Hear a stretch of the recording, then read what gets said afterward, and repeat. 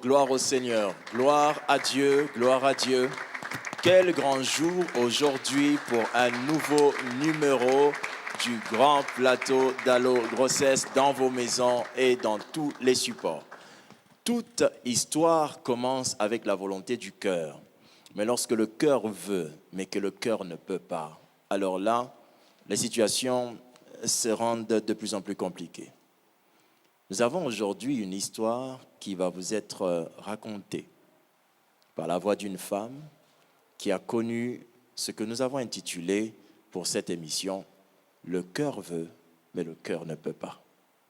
Vous allez découvrir comment est-ce que le cœur d'une femme plein de volonté d'avoir des enfants a pu se retrouver sérieusement malade en étant impossible d'avoir des enfants. Alors, cette histoire, c'est l'histoire qui sera racontée par une femme de foi que nous appelons et qui se prénomme, et nous l'appelons, nous, de manière prophétique, mais c'est aussi son prénom, Maman Lumière. Est-ce qu'on peut acclamer le Seigneur? Maman Lumière, bonjour Maman Lumière. Bonjour Papa Lévi. C'est un plaisir de vous voir. Merci. En tout cas, votre histoire va nous édifier. Amen. Gloire à Dieu. Amen. Nous bénissons aussi Dieu. Toutes les histoires que nous racontons, nous espérons que nous aurons toujours à vous présenter des témoins de ces moments-là. Et là, nous avons un témoin, une femme qui a joué un rôle dans le secret par l'exercice de l'esprit pour une continuation de travail en interne. Et cette femme est aussi membre de l'équipe Allo Grossesse qui vous présente cette émission. Il s'agit de Madame Bijou Kambele. C'est bien ça, Congolo? Oui, c'est ça, papa. Oh, très bien. Gloire au Seigneur. Alors, nous bénissons Dieu encore une fois pour votre vie, Madame. Merci. Rapprochez votre micro. Merci. Nous bénissons Dieu pour vous. Vous êtes mariée? Oui, je suis mariée légalement. Légalement. Depuis 6 ans. Oh, très bien. Ok, merci beaucoup. Dites-moi, en ce mariage de 6 ans, votre mari, il partage la même foi que vous? Oui, d'ailleurs, on s'est rencontrés à l'église. Hein. Oh. On s'est rencontrés à l'église. Nous étions en train de suivre les affermissements. Oh, gloire à Dieu. Et puis, quelque chose est arrivé entre nous. Donc, nous partageons la même foi. Nous prions dans une même église. Ça, c'est un grand atout parce que lorsqu'on écoute les mêmes enseignements, Oui. on sait aussi grandir dans la même direction. Oui. Et ça, c'est vraiment un très, très grand atout. Votre bien-aimé partenaire, indisposé pour problème de travail. Oui. Oui. C'est comme ça qu'il m'a envoyé. Oui. J'ai obéi parce que c'est Anne qui est allée chercher Samuel. Elle n'en a fait que subir la bénédiction de Anne. Donc, je n'ai pas trouvé mal de son indisposition parce que c'est moi qui ai demandé cet enfant, c'est moi qui venais. Acclame Dieu. Donc, je ne pouvais pas ne pas venir parce que lui n'est pas là. Mais c'est extraordinaire. Vraiment, j'aime cette émission parce que j'apprends beaucoup de vous, des personnes qui témoignent. Elle dit une chose très importante. Anne est allée chercher l'enfant. Et ça, c'est quelque chose que nous pouvons dire. Des fois, les hommes que nous sommes, nous, les hommes au masculin, il nous arrive d'être dans une très forte inquiétude et nous gérons notre douleur dans le cœur. Mais les femmes sont très extérieures, du coup, elles savent prendre en charge la chose et souvent, ce sont elles qui avancent et qui nous font avancer. Je crois qu'aujourd'hui, on est face à une femme qui a avancé. Madame, vous avez avancé. Vous avez avancé, vous avez cherché Dieu pour un enfant. Mais vous aviez déjà un enfant. Oui, j'ai une fille qui a 5 ans aujourd'hui. Une fille qui a 5 ans. Et cette fille, à 5 ans, ça veut dire qu'elle doit avoir 2 ou 3 petits frères après. Oui, normalement. Normalement. Oui. Mais qu'est-ce qui se passe? En fait, après qu'elle soit née, je suis tombée enceinte. Elle n'avait même pas encore une année. Quand je suis tombée enceinte, j'ai béni Dieu. Je me suis dit, waouh, quelle fécondité. Amen. Après 3 mois et 2 semaines de la grossesse s'est arrêtée. D'ailleurs, je ne le savais pas. Puisque le col était fermé, je ne saignais pas. Puisque j'avais fini le premier trimestre, je devais faire une autre échographie. Je me suis rendue à l'hôpital pour faire l'échographie.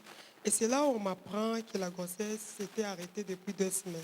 Oh. Et que l'embryon s'était même déjà décomposé.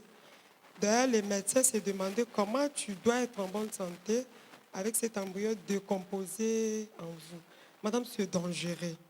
Oh, comment je porte une grossesse? Qu'est-ce qu'il y a eu? Il me dit, madame, on expulse d'abord et puis on va voir après. On a expulsé et on m'a demandé à faire des examens.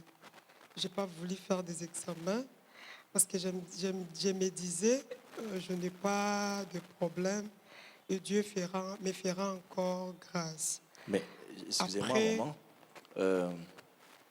L'enfant avait déjà fait 1 mois. Il était décomposé. Oui, C'était dangereux pour vous, ça. oui, c'était dangereux selon ce que le médecin m'a dit. OK. Et après, qu'est-ce qui se passe? Cet enfant, il est perdu. Oui, je l'ai perdu, on a expulsé. Et puis je continuais la vie, je suis de nouveau retombée enceinte. La joie est rentrée encore. dans le Oui, là je me suis dit, j'avais dit, Dieu va pas encore me donner un autre enfant. cœur. La grossesse commençait à évoluer. Là maintenant, c'était jusqu'à 4 mois. OK. Jusqu'à 4 mois, je pouvais sentir le mouvement du fœtus. Et puis, je dors, je rêve que j'étais en train de saigner. Vers 4 heures du matin, je me réveille pour prier contre ce rêve-là, refusé. Je sens une forte douleur, vraiment c'était une douleur atroce au niveau du ventre. Alors que je venais de rêver que j'étais en train de saigner, je me réveille, je sens la douleur au niveau du ventre, mais je veux quand même prier. Mon mari a fait la garde cette nuit-là, je l'appelle vers 6 heures pour aller à l'hôpital. Je voulais faire une échographie après cette douleur-là. J'arrive, on me dit, madame, on ne sait pas prélever l'activité cardiaque du fœtus. J'ai dit, oh, je vais une autre échographie. Là, j'étais au service de la gynéco. Je demandais d'aller à l'imagerie. Je me disais, une autre machine, peut-être, pouvait me dire C'est ça. le Le contraire. contraire. Je suis allée, c'était la même chose. Mais moi, je n'avais pas crié. Je larmoyais un peu, mais j'avais une forte fois, je me suis dit, non, Dieu peut faire quelque chose. C'était un samedi. Le dimanche, je vais à l'église. J'ai chanté, dansé comme pas possible. Je me disais, l'enfant doit être là. Le lundi, je rentre, c'était le même diagnostic. Là, je commençais à me dire, il y a un problème. L'enfant était là, il était déjà formé. On a cherché à l'expulser. Et puis, les médecins insistaient de faire les examens qu'ils m'avaient demandé à la première grossesse qui s'est arrêtée. Je suis allée faire les examens. Papa, on m'a dit, j'ai 3 différents virus qui ne permettaient pas aux grossesses d'arriver à terme. C'est pourquoi La première grossesse s'est arrêtée et la deuxième aussi s'est arrêtée. Le médecin me dit, madame, il n'y a pas assez d'assurance sur nos médicaments parce que déjà, le virus comme la toxoplasmose, c'est souvent en Europe que les femmes le contractent. Ici, c'est très rare. Je me demande comment vous pouvez les avoir. On va essayer avec le médicament. Mais s'il arrivait que la grossesse arrive à terme, l'enfant peut naître mal formé ou avoir une déficience intellectuelle. Donc, scientifiquement, je pouvais tomber enceinte, mais soit la grossesse ne pouvait pas arriver à terme, ou si ça arrivait à terme, l'enfant pouvait avoir un problème mental ou une malformation physique. Quelle limite! Ah, je me suis dit dangereux, c'est moi une telle fille. Parce que là, Et puis, excusez-moi, quand vous en parlez à votre mari, il réagit C'est comment? d'ailleurs lui, avant qu'on aille voir le médecin, parce que le médecin qui a prescrit, c'est quelqu'un de sa promotion, lui en gynéco et mon mari en chirurgie. Il a lui-même regardez le résultat. Votre mari est corps médical. Oui, il est chirurgien de formation, il est spécialiste. Donc. Il a regardé, puis je l'ai entendu crier. Il dit, comment tu peux te retrouver avec ça? Je ne savais pas. Et puis je me suis approchée, il m'a expliqué, il était abattu. Je suis allée voir le médecin, il m'a dit la même chose. Je suis rentrée à la maison, je commençais à prier. Et puis ça ne s'est pas arrêté là. Après, j'ai connu une irrégularité du cycle où je pouvais avoir des menstrues d'une seule journée. Une seule journée, je fais des examens, on me dit j'avais un trouble d'hormones. Donc non pas seulement j'ai le virus qui ne me permettent pas que le grossesse arrive à terme, mais aussi les hormones sont troublées au point que je ne peux pas tomber enceinte. J'avais un double problème. On a continué, j'ai continué toujours à prier. L'année passée, vers le mois d'avril, j'avais vraiment un désir ardent de tomber de nouveau enceinte. Parce que ça a pris du temps. Oui, ça a pris du temps. La dernière grossesse s'est arrêtée en 2018. Okay. Et l'année passée, ça faisait 2 ans. 2 ans? Ok. Oui, ça faisait 2 ans. Ok, mais du premier enfant qui est né jusqu'à cette période-là, ça faisait 4 ans, c'est ça? Oui, ça faisait 4 ans. 4 ans. Oui, ça faisait 4 ans. Mais selon votre mari, il savait que c'était devenu une affaire impossible quand même. Oui, pour lui, visiblement au début, il me disait non, tout peut bien marcher, mais j'ai compris que son intérieur ne disait pas ce qu'il me disait ouvertement. Il était aussi abattu. Et puis, comme je venais de dire l'année passée, j'avais vraiment un désir ardent de porter de nouveau une grossesse. Oui.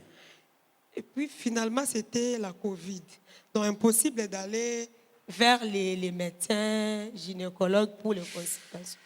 Là, c'était encore devenu compliqué. Je me suis dit, bon, après la crise de la pandémie, je vais voir un médecin. J'arrive au mois de mai, je tombe malade. Je suis tombée malade, sérieusement malade. Je fais 3 mois étant alitée. Je ne pouvais pas marcher, je ne pouvais pas me lever seule, je ne pouvais même pas manger seule. Une autre maladie. Là, maintenant, j'étais en train de faire un épanchement péricardique. J'avais un liquide dans le cœur, un liquide qui remplissait mon cœur. À cet état, je ne pouvais pas porter une grossesse déjà avec l'état du cœur. Sans oublier le problème de conception qui est survenu. Oui. Donc, je me suis dit, maintenant là, impossible même de parler à un gynécologue que je vais porter un enfant. Ils vont me traiter d'une folle. Et le virus. Et le virus, et les problèmes de conception, et les problèmes du cœur. Imaginez, papa, mon cœur battait à 151 par minute. Le cœur bat ordinairement à 70. De 70 à 100. Oui. Moi, ça battait à 152, souvent à 151, ce qui est impossible que je porte une grossesse. Oui, nous savons, je pense que ceux qui nous suivent et qui ont déjà conçu le savent, que quand une femme tombe enceinte, son cœur bat encore plus vite. Et si déjà, naturellement, son cœur battait à 150, déjà, si elle devrait tomber enceinte, c'était la mort assurée. C'était vraiment la mort assurée. C'était avec un mari qui est corps médical. Oui. Il sait que si on fait ça, je conduis ma femme à la mort. Mais ici, dans l'histoire de cette femme, il y a quelque chose qui touche notre cœur. C'est qu'il y a un ensemble de maladies. Oui. Et la dernière maladie est celle qui touche le cœur. Votre cœur est malade, mais votre cœur veut un enfant. Alors maman, quand votre cœur veut un enfant et que votre cœur est malade, vous faites quoi? C'était une période difficile à vivre. Déjà quand je ne pouvais pas m'élever seule du lit, quand il fallait attendre les personnes qui sont au salon, venir te chercher dans la chambre. Parfois, ils ne savent pas que tu es déjà réveillé. Tu ne peux pas les appeler parce que c'était impossible même de lever la voix. Vous ne pouviez pas lever la voix pour appeler quelqu'un. Oui, oui, je ne pouvais même pas parler au téléphone. Un simple mouvement suffisait pour qu'il y ait de forts battements cardiaques. Oui. Oui. Et j'avais perdu 11 kilos. C'était une période difficile à vivre. Donc, je me suis concentrée plus à chercher la guérison pour le cœur. Je me suis dit, l'enfant, c'est après. C'est après. J'étais en plein traitement. Là, j'avais déjà recommencé à marcher. Après 3 mois, je pouvais maintenant marcher. Je pouvais faire quelque chose par moi-même. C'est dans cette période que je me retrouve enceinte. Dans cette faiblesse-là, que je me retrouve enceinte. Dans cette période faible, vous vous retrouvez enceinte. Oui. Mais vous et votre mari, vous savez que déjà, on peut tomber enceinte. Mais la grossesse peut ne pas arriver à terme. Parce qu'il y avait déjà des problèmes. Des problèmes, un virus, vous étiez un corps de maladie qui rejette les enfants. Oui. Donc, quand vous tombez enceinte, c'est une bonne nouvelle? À cette époque-là, c'était une bonne nouvelle. Au même moment, ça faisait peur. Exactement. Ça faisait peur. On se disait, est-ce que dans Coco Manasuka, cette fois-ci, est-ce que ça va aller? Je vais à l'hôpital pour mon premier rendez-vous. Le médecin qui me reçoit, il regarde mon dossier, il voit que j'ai ce virus-là. Et présentement, j'étais en train de suivre un traitement pour les liquides qui étaient dans mon cœur. La dame me regarde et dit, « Hey, maman, je lui ai répondu, celui qui a placé cet enfant dans mon ventre, sachant que j'ai un problème de cœur qui ne peut pas supporter porter une grossesse, prendra en charge le cœur, il prendra en charge l'enfant que je porte. » Et puis elle m'a regardé et m'a dit, OK. Gloire à Dieu. Est-ce qu'on peut acclamer Dieu pour ça? Ce que j'aime entendre dans cette émission, c'est ça. Ce sont les réactions des bien-aimés qui ont vécu la main de Dieu. Oui. Comme quoi, dans une de nos précédentes émissions, un monsieur avait dit, il y a la part de Dieu et il y a votre C'est la part. part de- Non, la part de l'homme, c'est la foi. Cette foi ne doit pas être silencieuse. Elle doit se déclarer. Elle doit se dire au moment où on vous a dit une chose contraire. On ne se bat que dans le même ring qu'avec notre adversaire. Et là, elle est en face de son adversaire, la stérilité. Et le médecin qui, par sa connaissance médicale, informe que la situation est déjà dangereuse pour toi. La mort est à ta porte. Ton cœur, ça a des problèmes. Ton corps a un virus. Toutes ces choses, ça ne va pas marcher. Mais Maman Lumière hausse le ton et dit que le Dieu qui a mis cet enfant-là veillera sur cet enfant, veillera sur son cœur pour que ça marche. Mais maman, on sait que c'est 1 mois, 2 mois, on a 4 mois où ça va sortir. J'ai pris la décision de ne plus voir le médecin qui me suivait pour le cœur, Ok. de peur que lui aussi me décourage. Mais c'était dangereux. Oui, j'ai continué à prendre le médicament. Je fais une prière, je dis, Seigneur, prends en charge mon cœur. Je vais voir le gynécologue pour le suivi de l'enfant, mais prends-moi en charge pour le cœur. Je continue avec le produit que je prenais pour que les liquides sèchent dans le cœur et j'allais à l'hôpital. À 2 mois, je suis... L'émission Allo Grossesse. J'ai suivi l'émission Allo Grossesse, je vous ai entendu parler, je me suis dit là, c'est mon appel. Parce que les 2 grossesses arrêtées avant, souvent je faisais de rêves avant que les grossesses ne s'arrêtent. C'est ça. C'est là où j'ai compris que c'était une main noire derrière ces problèmes et que je devais chercher le Dieu qui donne des enfants, qui est supérieur aux démons, supérieur Jésus. à Satan. Au nom de Jésus. Je suis venue, je posais mon problème. Je suis venue, la grossesse, personne ne pouvait voir Oui. que j'étais Oui, enceinte. oui. Alors, Je suis venue, c'était un programme de chaque mardi. Je me rappelle, vous m'avez dit c'était comme la serpente spirituelle. Oui, tout C'était à comme fait. la serpente spirituelle, je persévérais.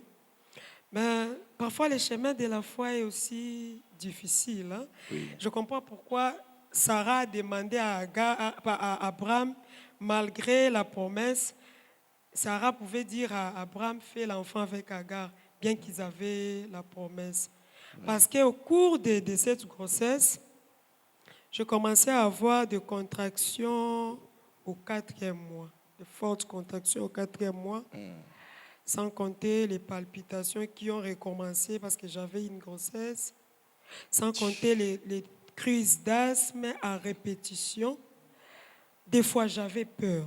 La foi était là, mais je ne peux pas les cacher. Il arrivait des moments où je me disais, est-ce que ça va aller? Tout à fait. Il arrive des moments où vous vous dites, est-ce que ça va aller? Est-ce que ce qu'on m'a dit va arriver? Est-ce que cette grossesse ira jusqu'à son terme, vu que j'avais déjà perdu les premières? Le fait que vous vous posiez cette question n'exclut pas que vous avez la foi. Oui. La foi que nous avons en tant qu'être humain, c'est qu'elle habite dans le corps d'un être humain. Et en tant qu'être humain, nous sommes entourés des réalités. Certaines fois, les réalités autour de nous nous font rappeler que nous sommes des humains et nous pouvons avoir peur. Mais la Bible dit que le secours vient de l'Éternel. Quand nous avons peur, nous pouvons tourner nos regards vers Dieu. J'aimerais me tourner vers maman Bijou, qui ici va être en train de jouer un rôle parce qu'elle est l'équipe de Allo Grossesse qui est en train de recevoir, qui reçoit la maman. La maman, elle vient. Je pense que vous vous rappelez du jour qu'elle est venue. Exactement. Et nous étions tous là. Et vous vous rappelez que cette maman était sûre que le 5e mois était hypothétique. Ça Exactement. ne pouvait ne pas arriver. C'est ça. Et l'inquiétude était, il faut passer d'abord le 5e mois. Oui.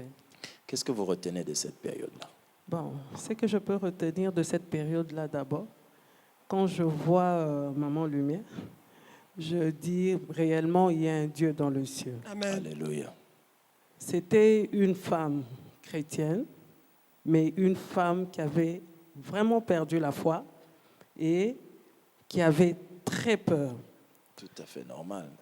À force maintenant de venir, on a commencé à lui communiquer une autre foi. Reboosté. Donc, on l'a communiqué cela. Donc, je me rappelle même que ce soit la nuit comme le jour, elle appelait parce qu'elle avait peur. Mais il fallait tout le temps lui dire qu'il y a un Dieu. Celui qui t'a donné cet enfant-là va faire en sorte que cet enfant-là naisse. Amen. Et à chaque fois qu'on lui donnait ce genre de paroles et tout, ça l'a donné encore, donc ça l'a fortifié. Ça l'a donné encore beaucoup de courage. En tout cas, je bénis Dieu quand je la vois comme ça. C'est une chose incroyable. Oui. Moi, ce que j'aime dans l'histoire de Maman Lumière, Ouais. c'est sa sincérité. Exact. Parce que grâce à sa sincérité, elle peut toucher le cœur de quelqu'un qui est devant cet écran. C'est ça. Parce qu'il y a quelqu'un ici qui pense que parce que j'ai peur des fois, cela veut dire que Dieu m'abandonnera. Non. Dieu est un bon Père. Amen. Vos frères et sœurs dans le Seigneur servent à pouvoir vous encourager dans la foi. Nous n'avons pas la foi à la place de Maman Lumière, mais nous l'encouragions à espérer. C'est elle qui vivait ça. C'est elle qui supportait ça. C'est elle qui avait peur. C'est elle qui avait le cœur qui voulait, mais qui ne pouvait pas. C'est elle qui avait cette mauvaise santé. Et il fallait être reboosté. C'est pourquoi j'aimerais vous dire, vous qui nous suivez de partout où vous êtes, j'aime le numéro d'aujourd'hui parce que ce numéro d'aujourd'hui va élever l'importance d'être suivi, élever l'importance d'être accompagné. Il est important, quel que soit votre niveau de foi, de vous faire suivre, de vous faire accompagner de votre pasteur, accompagné de vos frères en Christ qui vous visitent afin que vous puissiez prier ensemble. Maman, vous avez pris des actions. Et ça c'est bien chez vous, vous avez pris des actions pour demander la prière, pour vous faire soutenir et vous espériez que votre Dieu agira. D'abord, je bénis Dieu pour ses ministères. Je bénis Dieu pour Maman Bijou. Je ne vous ai jamais dit ça, Maman Bijou, mais que Dieu vous bénisse. Amen. Amen. Parce que le fait qu'elle soit disponible déjà à recevoir mes appels, le fait que vous soyez disponible à recevoir mes appels et à lire même mes messages sur WhatsApp, ça a été pour moi un vrai soutien. Gloire à Dieu. J'appelais Maman Bijou régulièrement. Gloire au Seigneur C'est des fois je Jésus. me gênais, je dis papa peut-être qu'il est en prière, parfois. Donc Maman Bijou c'était mon raccourci. Tout à Et quand Amen. Tout à j'appelle fait. Maman Bijou et que je pose mon problème, avant qu'elle ne me dise que je vais informer papa, déjà d'elle-même, elle me réconfortait. Après lui avoir parlé, je sentais un renouvellement de la foi. C'est comme si un arbre qui repousse après une pluie. C'était cela. Après lui avoir parlé, je m'élevais dans la chambre, j'ai prié, je déclarais sur l'enfant, je parlais même à l'enfant, je lui disais, tu sortiras le jour où l'Éternel le voudra. Ça m'arrivait souvent après lui avoir parlé. Et à des jours où je n'avais peut-être pas peur, mais je voulais seulement qu'elle me parle. Oui. Je tout à voulais fait. seulement, donc je n'ai pas peur, mais Tout je à me fait. suis dit, je me disais en moi, je vais parler à Maman Bijou. La petite foi que j'ai va remonter après lui avoir parlé. Et c'est ce qui est arrivé. J'avais une connexion avec elle, je ne sais pas comment, mais c'est Dieu qui a fait qu'on se rencontre ce jour-là. Parce que ça arrivait après lui avoir parlé et que j'ai prié différemment. Je me rappelle avoir entonné plusieurs fois des cantiques, juste après lui avoir parlé, juste après avoir prié. Et c'est comme ça que les 9 mois se sont écoulés. Vous êtes arrivé aux 9 mois. Je suis arrivée au 9e mois. Madame, non, ça veut dire que vous avez passé le 4e mois.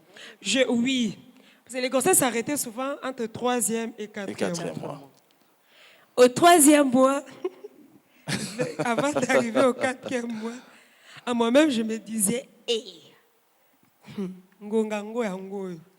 est-ce que ça va arriver? Un jour, je me suis dit, est-ce que ça va arriver?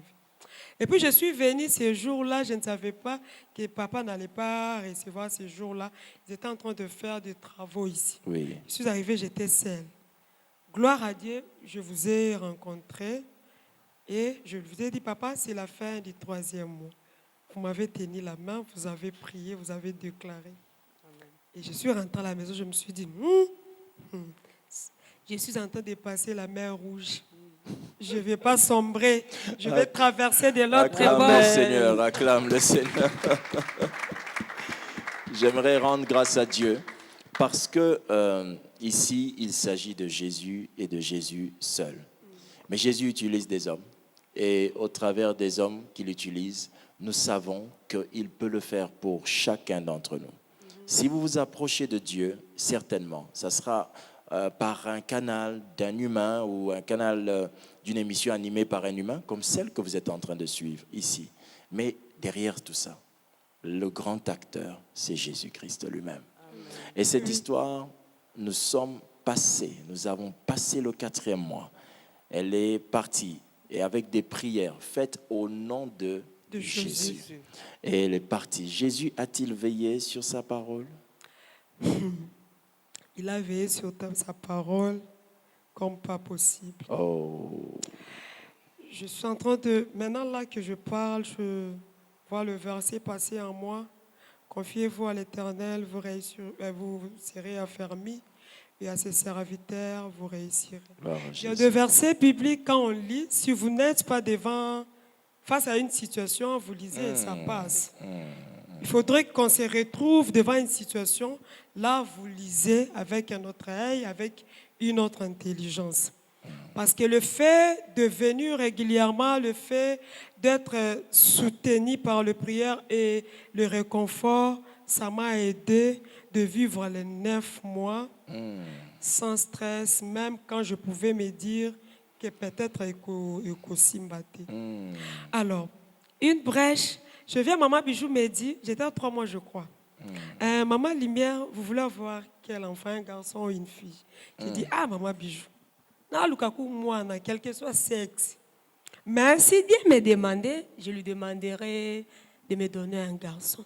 Elle me dit, soyez précise dans vos prières. Si vous voulez un garçon, dites-le lui, papa, je veux un garçon.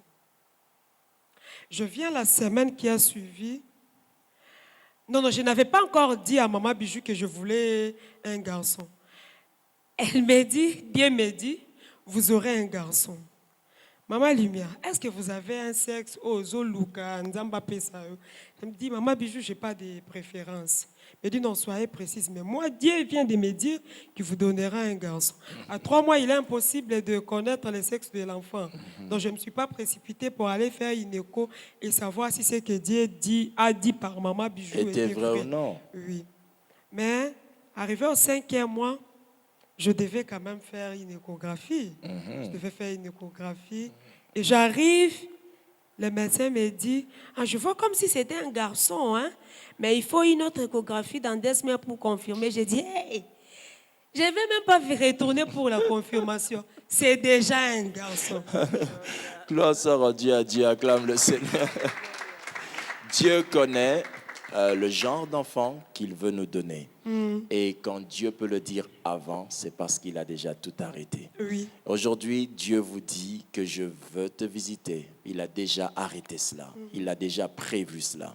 Maman Lumière, avez-vous vu un enfant mâle, garçon, après les 9 mois? Normalement, vous êtes censé mourir en donnant naissance, vu le rythme cardiaque élevé qui va arriver lors de la naissance. Est-ce que vous avez pu mettre au monde cet enfant?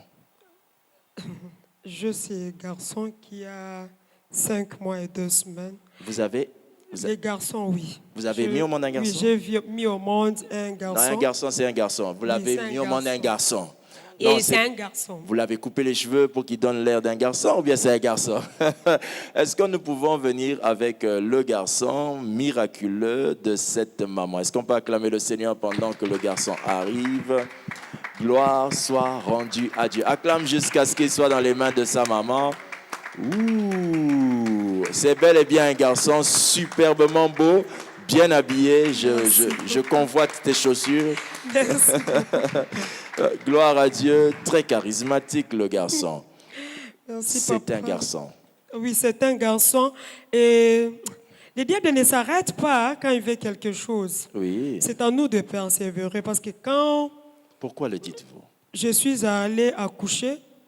1 semaine avant, je suis allée à l'hôpital, on m'a dit que l'enfant avait une mauvaise position. J'appelle papa, il prie. Et puis, je suis allée voir un autre médecin, le gynécologue qui me suivait. Il m'a dit, bon, je ne sais pas ce que lui l'a vu, mais l'enfant a une bonne position. J'ai dit, OK. Après 2 semaines, maintenant, je devais accoucher. J'avais déjà constaté que l'enfant ne bougeait pas. La nuit, l'enfant n'a pas bougé. Toute la journée, l'enfant aussi n'a pas bougé. J'ai dit à mon mari m'a dit, mais pourquoi tu n'as pas dit hier? Je me suis dit, bon, peut-être que ça pourrait arriver. Je vais à l'hôpital. Réellement, on ne pouvait pas prélever les BCF de l'enfant, les battements cardiaques du fœtus. L'enfant ne s'est pas bien respiré. On fait l'échographie, l'enfant était à la position transversale. On me dit, l'enfant ne peut pas sortir par voie basse, il faut césariser. C'était un dimanche, donc je ne pouvais pas vous appeler. J'ai dit, Seigneur, dans tout ça, prends ta gloire. Qu'il sorte par voie basse, qu'il sorte par césarienne, je veux un enfant. Mais votre cœur est en danger. Maintenant, mon cœur est en danger. Hormis ça, j'ai les antécédents d'une insuffisance rénale aiguë. Mais maman, c'est quoi ça? Parce qu'au cours de la première grossesse, ma fille est née, j'avais fait une insuffisance rénale aiguë où les médecins même avaient dit à mon mari que je ne pouvais pas survivre. On devait interrompre cette grossesse-là et faire la dialyse. C'était un traitement d'accompagnement, d'accompagnement jusqu'à la mort. Donc déjà, les médecins sont réticents pour m'anesthésier. Déjà avec les problèmes des reins que j'avais, plus les problèmes cardiaques, je devais passer à une anesthésie. Je priais, je chantais, je dis, Seigneur, prends-moi en charge. On arrive au bloc, on me donne... Normalement, pour la césarienne, on ne fait pas endormir la patiente généralement, oui. On donne une anesthésie, ça s'appelle ça rachis, un truc pareil. Ok. Où vous êtes conscient, mais vous ne sentez pas. Et là, j'arrive, on met l'arachis qui n'a pas marché. Donc, ils étaient obligés de m'endormir. Ils ont mis l'anesthésie générale. Après avoir sorti l'enfant, l'anesthésie était finie. Je me suis réveillée, le ventre était ouvert. On a sorti l'enfant. Je m'agitais comme pas possible. Ils m'ont endormi pour une deuxième fois. Quand ils étaient en train de s'y tirer, avant la dernière couche de la peau, l'anesthésie est encore finie. J'étais encore de nouveau consciente. Là, maintenant, ils avaient peur que le cœur réagisse mal. Ils avaient peur que je fasse un arrêt cardiaque. Il fallait contrôler la tension, il fallait contrôler le rythme cardiaque. Mais ils ne pouvaient pas donner une autre dose. De peur que le rein ne supporte pas, de peur que le cœur ne supporte plus. Ça fait beaucoup de Donc, ils ont choses. suturé la dernière couche pendant que j'étais consciente. Ça fait beaucoup de choses. Ça fait beaucoup de choses. C'était vraiment atroce. C'est insupportable. Rien Oui, qu'à y c'était penser pour atroce. nous. Je me rappelle avoir tenu le bras du médecin. Je me rappelle avoir demandé plusieurs fois au médecin, c'est pas encore fini. Gloire à Dieu, le rythme cardiaque était stable. La tension était stable. Excusez-moi, maman, excusez-moi. Alléluia, alléluia. Amen. Je me suis posé la question lorsque vous avez raconté l'histoire et pourquoi vous passiez quand même dans cette césarienne. Et j'ai compris pourquoi. Parce que pour vous justifier la guérison de votre cœur, il fallait nécessairement que l'impossible soit fait pour justifier cela. Gloire à Dieu. Oh, que Dieu est souverain. Gloire à Dieu. Gloire à Dieu. Vous avez donc vécu deux Gloire miracles. à Dieu. Gloire à Dieu. Deux Je miracles. bénis Dieu, papa. Là, je ne l'avais pas compris. Je me disais, comment je dois passer par une césarienne? Heureusement que vous êtes là pour m'enseigner face Dieu à soit ce que loué. j'avais vécu. Je suis sortie du bloc étant consciente. Et puis le soir, le médecin anesthésiste vient. J'avais mes sœurs qui étaient là. Il dit, madame, je ne sais pas ce qu'il y a eu. Oui. On ne sait pas comment des anesthésies générales pouvaient ne pas marcher. Mais l'essentiel, vous êtes là. On bénit Dieu. J'ai entendu le médecin dire, nous bénissons l'Éternel. Ça, j'ai aimé. Gloire à Nous Dieu. bénissons l'Éternel que ton rythme cardiaque C'est soit ça. stable C'est ça. C'est ça. et que ta tension C'est ça. soit stable. Oh, parce que acclamons là, le Seigneur. C'est ça même. C'est ça même. le risque sur la tension avait bougé ou le rythme cardiaque avait Vous partez. bougé sur l'arrêt cardiaque. Vous partez automatiquement. Donc Gloire là, à je Dieu. bénis Dieu, je me suis Gloire à dit, Dieu. même dans la vallée de l'ombre de la mort, Dieu était avec moi. Amen. Gloire à Dieu. Même dans la vallée de l'ombre de la mort, nous ne craindrons aucun mal car l'Éternel est avec nous. C'est un témoignage douloureux. C'est vrai qu'il y a une fin joyeuse, mais l'enchaînement des faits montre que Dieu n'a aucune chose qui peut arrêter sa volonté d'opérer un miracle. L'histoire de Maman Lumière peut-être est pire que la vôtre ou moins que la vôtre. Mais quel que soit ce que nous retenons de cette histoire, c'est que Dieu n'a rien qui l'arrête. Et Dieu tirera toujours son épingle du jeu, comme disent les hommes. Il fera en sorte que votre complication devienne le terrain de sa puissance.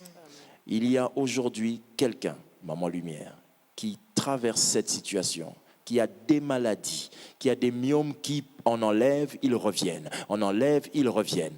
Il y a quelqu'un qui traverse des opérations en opération. Il y a des gens qui souffrent incroyablement. J'aimerais que vous regardiez cette caméra-là et que vous parliez à cette femme qui est passée de chirurgie en chirurgie, ou je ne sais pas, ce couple qui traîne et qui attendent un miracle.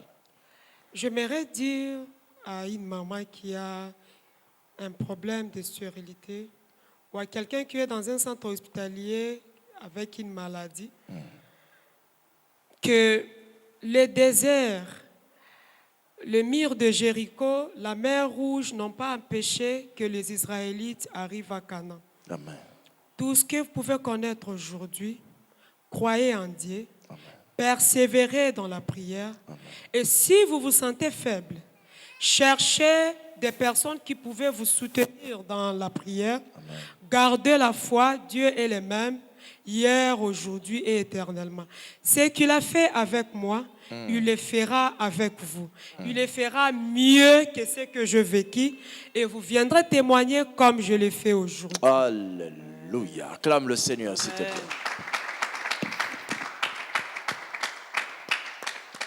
Ce sont les dernières minutes de cette émission. Vous êtes face à votre téléviseur, à votre téléphone, à n'importe quel support par lequel ce message arrive. Le joli son que vous entendez dans le micro, c'est le son d'un enfant qui pleure. C'est un son qui n'existait plus parce que toutes les maladies interdisaient à ce corps d'avoir des enfants. Mais sous ce chant de cet enfant, sous ce son de cet enfant, j'aimerais que vous puissiez regarder attentivement vers nous. Regardez votre écran et écoutez ce que j'ai à vous dire. Vous entendrez dans votre maison un enfant pleurer de la même manière que vous entendez ce chant. Le Dieu qui a permis que cette émission aujourd'hui soit en train de vous parler veut que ce chant merveilleux soit chanté dans votre maison.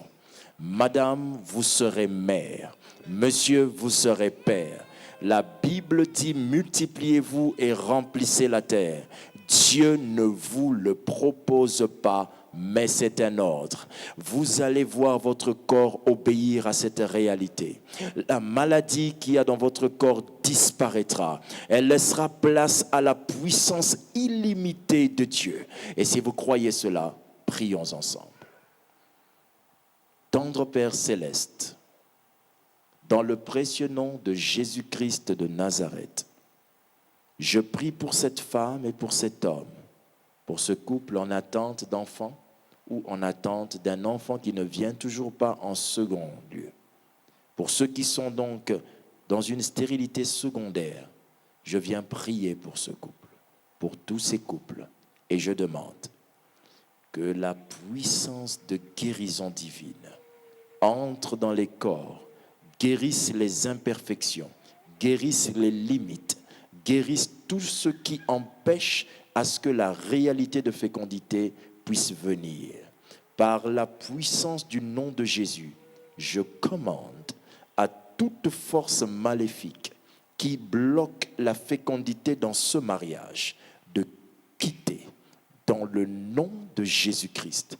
Recevez de Dieu une libération totale avec la preuve même de son exaucement d'un enfant vivant entre vos mains. Rien n'arrêtera cette volonté divine de vous multiplier. Aujourd'hui, vous êtes féconds, vous êtes fécondes. C'est dans le nom de Jésus que nous avons ainsi prié et que vous avez reçu. Nous disons ensemble, Amen. Amen. Acclame le Seigneur. Que Dieu vous bénisse. Nous sommes très heureux d'avoir été chez vous, dans votre maison, dans votre téléphone, sur votre téléviseur. Et nous continuons à acclamer Dieu. Et nous sommes en train de vous dire au revoir. Nous sommes en train de vous dire que le Dieu de Maman Lumière, ce qu'il a fait dans sa vie, il le fera dans votre vie. Et le siège du Grand Plateau vous attend pour votre numéro. Vous êtes notre invité pour le prochain numéro du Grand Plateau d'Allo Grossesse. Que Dieu vous bénisse et bye bye. Acclame le Seigneur. Au revoir.